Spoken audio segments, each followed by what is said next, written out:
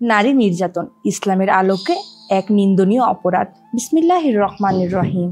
সম্মানিত ভাই ও বোনেরা, আসসালামু আলাইকুম। আজকে আলোচনার বিষয় নারী নির্যাতন। এটি শুধু একটি সামাজিক সমস্যা নয়, বরং একটি গভীর ধর্মীয় ও নৈতিক অপরাধ, যা ইসলামের আলোকে কঠোরভাবে নিন্দিত। আমাদের আকীদা অনুযায়ী নারী হলেন আল্লাহর পক্ষ থেকে এক মহান আমানত। তিনি কেবল একজন স্ত্রী, মা বা কন্যা নন, তিনি একজন পূর্ণাঙ্গ মানুষ, যার অধিকার, মর্যাদা ও নিরাপত্তা ইসলামের দ্বারা সংরক্ষিত।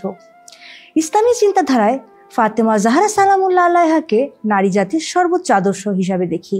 তার জীবনের প্রতিটি অধ্যায় আমাদের শেখায় নারীকে সম্মান করার মানেই আল্লাহর সন্তুষ্টি অর্জন করা। ইমাম আলী আলাইহিসসালাম বলেছেন, নারী হলেন ফুল, তাকে ভালোবাসো ও কোমলতা দিয়ে যত্ন নিতে হবে। এই বাণী আমাদের মন কেড়ে নেয়। নারীর প্রতি সহিংসতা, অবহেলা বা অপমান করার মানে ইমামদের শিক্ষাকে অস্বীকার করা। ইসলামের জুলুমের বিরুদ্ধে অবস্থান নেওয়া একটি মৌলিক দায়িত্ব।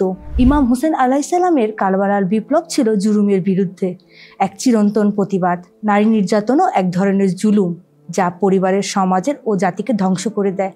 তাই একজন প্রকৃত মুসলমান কখনোই নারী নির্যাতনকারী হতে পারে না, বরং সে হবে একজন রক্ষক, একজন সম্মানদাতা।